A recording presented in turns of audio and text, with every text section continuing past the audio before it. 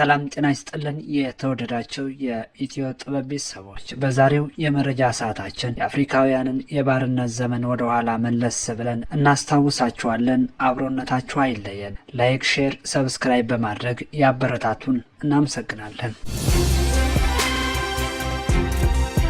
በታሪክ ከ15ኛው እስከ 19ኛው ክፍለ ዘመን የተካሄደው የአትላንቲክ የባርነት ንግድ ከሰው ልጆች ታሪክ በጣም አሳዛኝና ጨካኝ ምዕራፎች አንዱ ነው። በዚህ ንግድ ሚሊዮኖች የሚቆጠሩ አፍሪካውያን ከቤተሰቦቻቸውና ከሀገራቸው በኃይል ተነጥቀው በባርነት ለመሸጥ ወደ አሜሪካና ወደ ሌሎች የአትላንቲክ ዳርቻ አካባቢዎች ተወስደዋል። በዚህ ጉዞ ወቅትና በባርነት ሕይወት ውስጥ ለከፋ ሰቆቃ፣ ኢሰብአዊ አያያዝ፣ ከባድ የጉልበት ስራና የሰብአዊ መብት ጥሰት ተዳርገዋል። የታሪካዊ አደጋ በአፍሪካ ማህበረሰቦች ላይ ጥልቅ ማህበራዊ፣ ኢኮኖሚያዊና ባህላዊ ጉዳት ያስከተለ ሲሆን ዛሬም የባርነት ሰለባዎችን ለማስታወስ እንዲህ ያለ ግፍ ዳግም እንዳይደገም ዓለም አቀፍ ጥረቶች ቀጥለዋል። ይህን መራራ ታሪክ ለማስታወስና ለትውልድ ለማስተላለፍ የተሰራው የአንሴስተር ፕሮጀክት በጋናዊው ቀራጭ ኳሜ አኮቶ ባንፎ የተፈጠረ ዓለም አቀፍ እውቅና ያገኘ የጥበብ ስራ ነው። የኪንኪያም የተሰኘው ይህ ፕሮጀክት ስያሜውን የህይወት ጉዞ ጠማማ ነው ከሚለው የጋና ባህላዊ ምሳሌ የወሰደ ሲሆን በባርነት የተገረፉ አፍሪካውያን ያለፉበት መራራ፣ አስቸጋሪና ሰብአዊነትን የሚፈታተን የህይወት ጉዞ በምሳሌያዊ መልኩ ያሳያል። እያንዳንዳቸው በእጅ የተቀረጹት ቅርጻ ቅርጾች የተለያዩ ስሜቶችን ይገልጻሉ።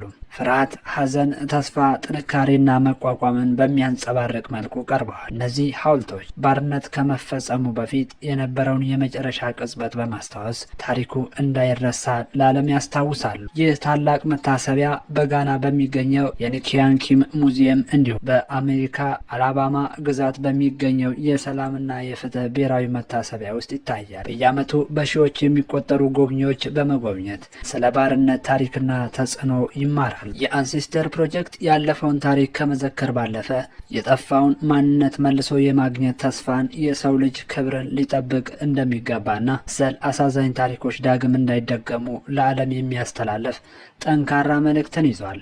ታሪክን መዘከር ያለፈውን ለማልቀስ ብቻ ሳይሆን የተሻለ የወደፊት ዓለም ለመገንባት የሚያስችል ትምህርት መሆኑንም ይህንን ስራ በግልጽ ያሳያል። በናይጄሪያ እንስሳት የመንግስት ገንዘብን በሉ የተባለባቸው 4 አስገራሚ ክስተቶች። ባለፉት ዓመታት በናይጄሪያ ከተከሰቱ አወዛጋቢ የሙስና ጉዳዮች መካከል የጠፋው የህዝብ ገንዘብ በእንስሳት ተበልቷል የሚሉ እነዚህ 4 አስገራሚ ወሬዎች ይጠቀሳሉ።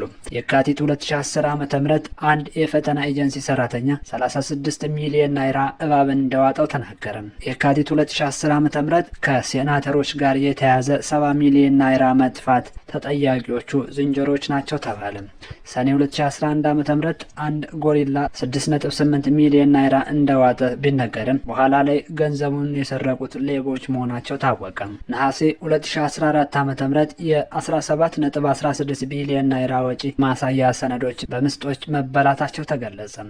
እነዚህ አስገራሚ ጉዳዮች በሀገሪቱ የሙስናና የኃላፊነት ጉድለት መገለጫዎች በመሆን በከፍተኛ ደረጃ መነጋገሪያ ሆነዋል። የተወደዳቸው የኢትዮ ጥበብ ተመልካቾቻችን፣ የዛሬው የአፍሪካውያን ታሪክ መሰናዶ በዚህ ተጠናቋል።